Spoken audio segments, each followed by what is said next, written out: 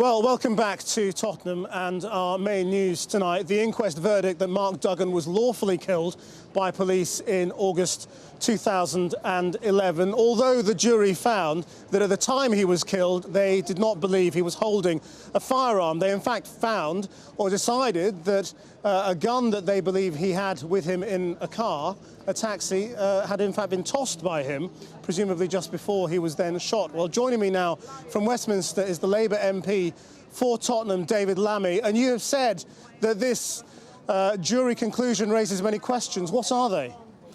There are questions about the crime scene and who was in charge for 2.5 days after the incident. There are questions that the jury raised about the intelligence leading up to the event that might have prevented the death of Mark Duggan in the first place. And of course, it's incredibly unusual in our country for a jury to conclude that despite Mark Duggan exiting that taxi without a gun in his hand, he was lawfully killed. And that's why the family's lawyers have said what they've said, which is that they are stepping back, looking closely at this decision, but also that the Independent Police Complaints Commission reopen their investigation and come to a conclusion swiftly and answer some of these questions.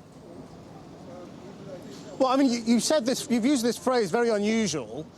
Is that some sort of code for you saying you think they got it wrong? Look, I mean, it's to say that sadly, very, very sadly, in Tottenham, we have seen 4 people in 4 decades die at the result of the police. We've also seen this year the Ezell Rodney case here in London that found unlawful killing. I had Roger Sylvester in my constituency where there was also an unlawful killing verdict. So this verdict of lawful killing is unusual because the jury has also found that he wasn't holding a gun, and also that there are issues for the police and police failures in relation to the investigation and the intelligence they had that led up to the incident of itself. Now, the coroner returns tomorrow morning to say more about this case, and we wait to see what he has to say. But of course, there are unanswered questions that arise from this, and that is partly because the police did not give statements and did not subject themselves to interviews like ordinary people would following his death. And some of these questions were raised for the first time in the inquest. Well, Mark Duggan's mother has just been out here saying she has no desire to speak to the police at this stage, and basically saying that people here shouldn't trust the police. I mean, what's your message to her? This is a very incendiary situation out here with family and supporters out here on the streets of your constituency. Well, of course, you know, and I was with Carol Duggan yesterday. Look, these issues bleed into a broader picture about stop and search, about an area that's seen 2 riots in a generation, about an area that's seen 4 deaths in 4 decades as the result of the police. Of course, it would be, you know, ridiculous for me to suggest that there wasn't tension tonight in the community. Of course there is tension, and there is a quest for answers and for justice, and that continues, and I will continue to represent my constituents. She even said her younger son was being harassed. I mean, yes, there have been. What are you saying to the police here about their behaviour? There have been reports, and in the last few days, that her younger son is being harassed by the police. And of course, you will know on this programme that we've heard this before from members of the Lawrence family following what they experienced in relation to police investigation into the death of Stephen Lawrence. So this is not new. There remain deep suspicions and deep angst in the community. Of course there do. That there needs to be a full and proper set of conclusions by the Independent Police Complaints Commission. And I might say also, it would be absolutely wrong to suggest that the community has huge confidence in that body. So tonight, here in this country, there remains huge concerns about the relations between the police and parts of the community, particularly the black and minority ethnic community in this country.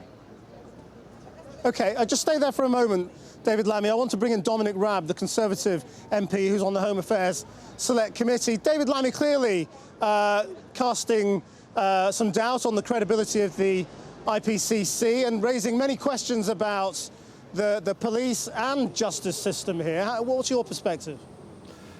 Well, look, I think it's a tragedy that Mark Duggan was killed. I don't think, actually, the police escaped totally unblemished from this in terms of the formal decision of the jury, because they cast doubt about the police's use of the intelligence. And, of course, critically, the jurors didn't accept that Mark Duggan was holding a gun at the time that he was shot. And I certainly think we're still waiting for the IPCC investigation, but we've seen over time that the IPCC doesn't have the teeth or the manpower really to scrutinise the police, and I do think there are reputational issues for the police. On the other hand, I think we've got to also respect the fact that a jury of 10 have looked at for 4 months with over 100 witnesses at this issue. And the threshold for a finding of unlawful killing is very high. It's got to be proved beyond reasonable doubt. And what's actually happened is that the police officers, the firearms officers, have showed that they had an honest belief that they were subject to imminent and serious threat. That's what's happened. And we may not like it, but we need to at least respect the jury's role in this. Dominic Raab and David Lammy, thank you both very much indeed. Just time, very briefly, Darshana, what's been going on? Extraordinary scenes here. A large group of the family came here. They were gathered outside here, making speeches, speaking to one another.